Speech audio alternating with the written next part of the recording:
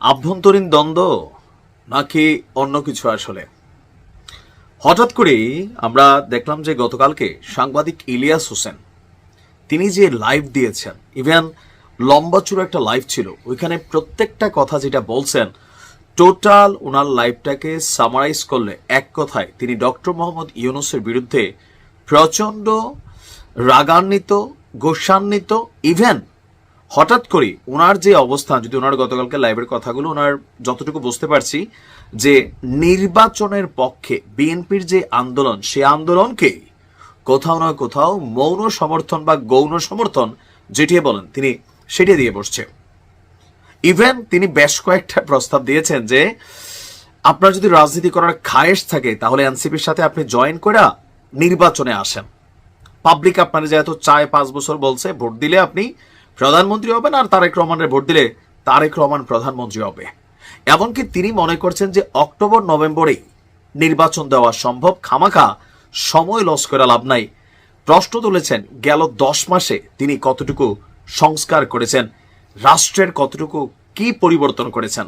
আরো বেশ কিছু গুরুত্বপূর্ণ প্রশ্ন তিনি তুলেছেন যে বিএনপির যে সকল নেতাকর্মীরা চাঁদাবাজিতে লিপ্ত তাদের ব্যাপারে দলটির যিনি প্রধান জনাব তারেক রহমান, তিনি লন্ডন থেকে যতগুলা ভূমিকা নিছেন, আপনি রাষ্ট্র পরিচালনা করতে গিয়ে বিএনপির বা যারা এই চাঁদাবাজি করছে তাদের মধ্যে কয়জনকে আপনি গ্রেপ্তার করেছেন? আপনি তো গ্রেপ্তারই করেন না। প্রশ্ন তুলেছেন যে এনসিপির মধ্যে কি বা এই বর্তমান সরকারের মধ্যে কি দুর্নীতি, লুটপাট নাই? আছে। এখন প্রশ্ন হচ্ছে হঠাৎ করেই সাংবাদিক ইলিয়াসের এই ভূমিকার কারণ কি? আমার কাছে যেটা মনে হয়েছে যে সম্ভবত ইন্টারনালি ওনাদের মধ্যে কোনো ঝামেলা দেখা দিছে। বিশেষ করে পিনাকিদার যে অবস্থান এবং সাংবাদিক ইলিয়াসের যে অবস্থান, এতদিন একটা সমান্তরাল সুতায় গাঁথা ছিল, কিন্তু আজকে পিনাকিদা এক লাইনে হাঁটতেছেন, সারাদিন বিএনপিরে জয় বাংলা করে দিচ্ছেন, আর সাংবাদিক ইলিয়াস আজকে তিনি বিএনপির পক্ষ নিয়েছেন, মানে নির্বাচনের পক্ষে শক্তিশালী একটা অবস্থান তিনি প্রকাশ করেছেন। তিনি মনে করেন যে এই সরকার টোটালি ব্যর্থ, গত 10 মাসে রাষ্ট্রের তেমন কোনো কিছু হয় নাই, সুতরাং আগামী 10 মাস বা 12 মাস সময়টা যেটা তারা থাকতে চাচ্ছেন, ওই সময়টার মধ্যে রাষ্ট্রের কি এমন কল্যাণ হয়ে যাবে। ইভেন তার উপদেষ্টা পরিষদ নিয়েও তিনি কথা বলেছেন।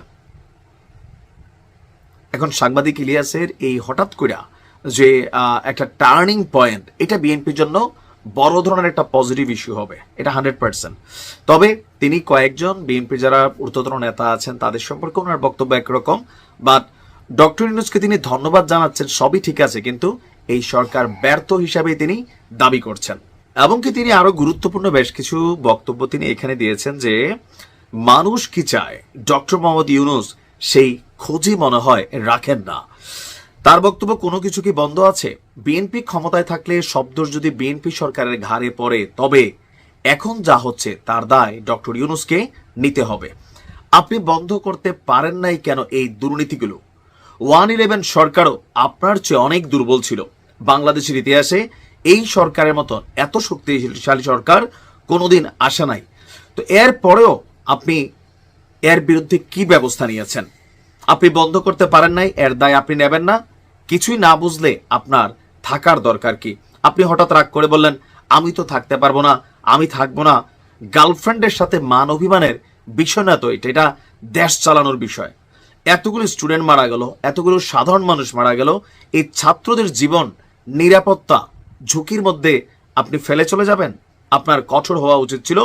আর এখন ঘাড় সোজা করে দাঁড়াইতে চাইলেও সেই সুযোগ আপনার হাতে নেই, কারণ আপনারা এই 10 মাসে যে সুযোগগুলো পেয়েছিলেন সেগুলোকে কাজে লাগাতে পারেন নাই। সুতরাং সংস্কার নির্বাচনকে মুখোমুখি দাঁড় না করিয়ে নির্বাচন দিয়ে দিন। এপ্রিল বোঝা না?